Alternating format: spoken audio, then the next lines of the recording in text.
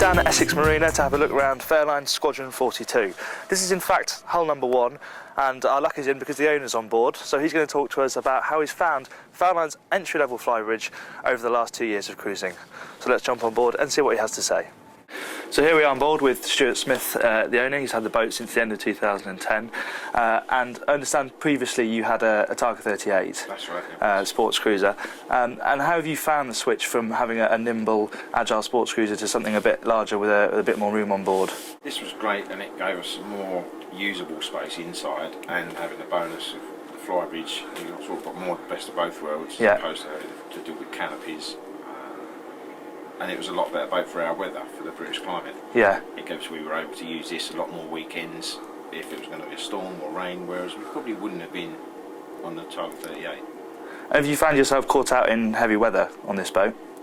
We have, and this, as opposed to the 38, was great, handled it well. It's obviously that much heavier, and just feels that much more protected. Okay. From a user point of view. And I understand you bought the boat off plans? We did. Okay. We were looking at bigger boats, then heard about this, spoke to Essex Boat Yards, they showed us the drawings of it, and yeah, it was pretty much right. Everything goes on hold until we see a little bit more, find out a bit more about it, cost-wise, and this turned out to be the one. Okay. And did that give you a bit of customisation as the boat came together? Is there things you changed on board that maybe might not necessarily been done? It did. It was great from the deal we had with Essex Boat Yards. They were able to take us to the factory, okay, see it from the stage. We actually saw it from the stage of the hull being in the mould, yeah, and then coming out. More of it, we then were able to do a few more visits as the boat progressed, and there were a couple of bits we looked at and thought, yes, we'd like that. The furnishings, we were able to have some input in, so that when it did come out, we had an idea of how it was going to be. Yeah. Obviously, not seeing it from then until it being finished, but okay, it all worked out well. So what that we can see here, what did you change that wasn't stand on the boat originally? The centre would just be plain, and yeah, the whole top was just plain and square. Had the corners rounded off, had this dark oak added. We just felt this pulled out the table and made it a bit more of a feature with the other colours in the boat. Yeah, and the upholstery, any changes there? At the boat show, this would have been white. Wasn't really into the white. I thought it sort of stood out really bright, and again, from a user-friendly point of view, yeah, being a lot easier to clean. Not that it's dirty, but yeah, it was easier, and yeah, it felt better for us. Yeah, and the boat just feels more like home from home, you'd say. Yeah. We use it more like an apartment, right, probably, whereas the 38 we would have used strictly as a boat. Okay, right. But best of both worlds. When it's nice and sunny, you go away at the weekend, or if it's not and it's not so great, we're still able to sit down here, watch the Sky TV, and yeah, it is home from home. Okay, well, it sounds like you're really enjoying the boat, so shall we go and have a bit of a look around and see what else is going on? So the lower helm, a benefit you weren't afforded on the 38. Do you find yourself down here quite a bit? I do. I have this sort of 10 raindrop rule that if it's up there and the weather turns bad, and I said 10 raindrops on my face, that's it, I'm downstairs. Really simple, out of gear, 2 seconds I'm down, shut the hatch behind me, and I'm sitting here and I go again. Yeah. And it's great. The visibility from here is great, especially just behind yourself. There's the window from the galley that, when berthing, I was able. It's something we found from just after owning the boat. We didn't realise it was going to be something we'd use, but it's great. I can see the pontoon when we come inside on. I'm lucky. This is my berth and I am side on. Works really, really well. Good. Everything's as it should be.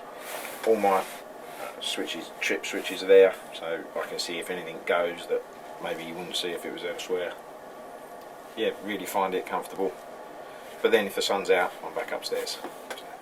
So obviously we're in the forward cabin now, and I understand when you were looking for a different boat from the Targa 38, you looked at some larger Flybridges which had mid-cabins. How have you found it being in a boat with the forward cabin and these great features like the skylight above?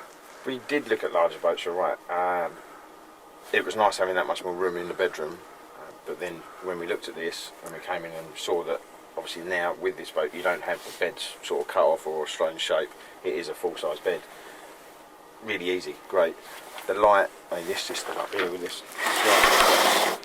was really nice. Yeah, good boat. So obviously the layout on this boat is 2 cabins, 2 bathrooms. Do you generally find that it's just you and your other half on the boat, or do you have guests to stay a lot? And how do you find the boat for that when you have guests on board? Yeah, it's great. It's not only us that does down the boat. Obviously, majority of the time it is. And we, at that point, we tend to use it more as a his and hers bathroom. Right. Ensuite to the master cabin, Mrs. uses it. I then use this bathroom.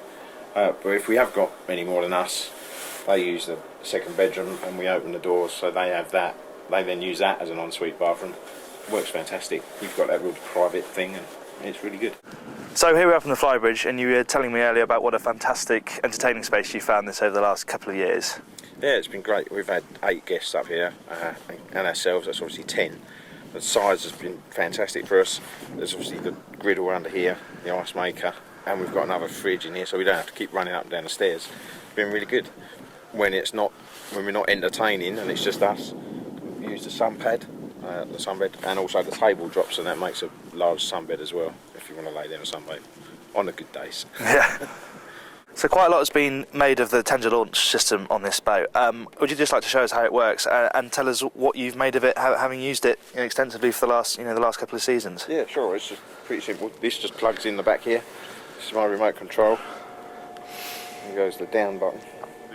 If you were to put it in and use it, you'd be sitting in it when you do this, would you? I would. I think they recommend that you don't. Oh, okay. From a safety point of view, but I have done it as an owner. It's in pretty easy. Normally this stretches far enough that I'm still sitting in it. Once I'm in it and I go, I rest this just at the back of the boat. Yeah. It's fully waterproof. Yeah. When I come back, I'm able to reach it and lift myself out. It's been great, as opposed to having the passerelle stroke crane. Lifting it out, this has proved invaluable. It was an expensive option, but I found it fantastic.